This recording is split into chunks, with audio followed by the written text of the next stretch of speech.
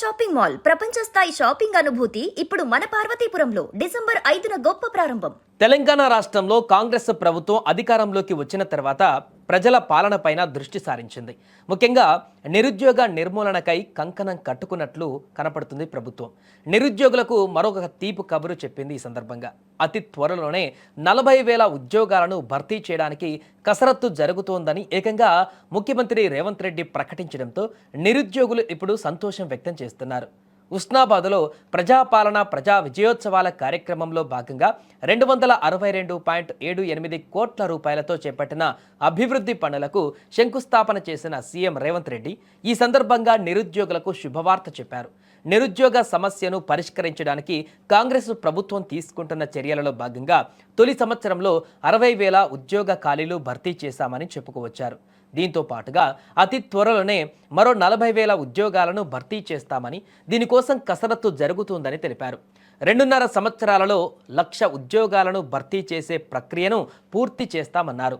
అధికారంలో ఉన్న తమ ప్రభుత్వం ప్రజాప్రభుత్వం అని, ప్రజల ఆకాంక్షలను నెరవేర్చే ప్రభుత్వమని సీఎం రేవంత్ రెడ్డి తెలిపారు. కాంగ్రెస్ పార్టీ అధికారంలోకి వచ్చిన మొదటి సంవత్సరమే రాష్ట్ర ప్రభుత్వంలో 60,000 ప్రభుత్వ ఉద్యోగ ఖాళీలను భర్తీ చేసి ఈ తెలంగాణ ఉద్యమం ఉద్యోగాల కోసమే అన్న సంగతిని ఆనాడు నిరూపించి మొదటి సంవత్సరంలోనే 60,000 ఉద్యోగాలు ఇవ్వడం జరిగింది. ఇప్పుడు ఇంకొక 40,000 ఉద్యోగాల కోసం ప్రణాళికలు రచిస్తున్నాం.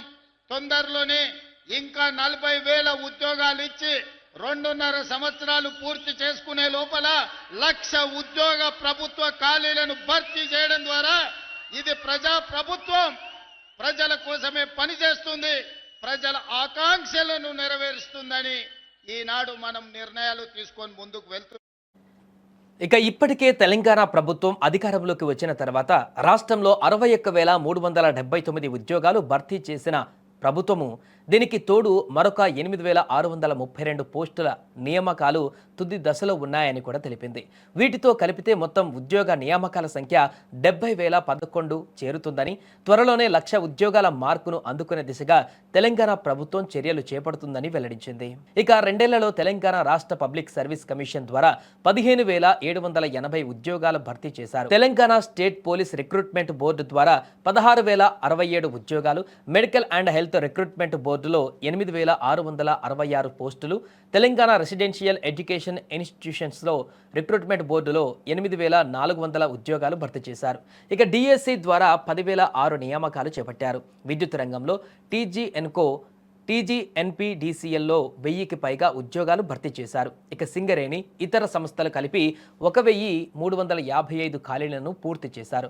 మొత్తంగా ఇప్పటి వరకు 61,379 పోస్టులను భర్తీ చేసింది తెలంగాణ ప్రభుత్వం. మరో 40,000 ఉద్యోగాలకు శ్రీకారం చుట్టనుంది. ఇదిలా ఉంటే సీఎం రేవంత్ రెడ్డి నిర్ణయం పైన నిరుద్యోగులు ఇప్పుడు హర్షం వ్యక్తం చేస్తున్నారు.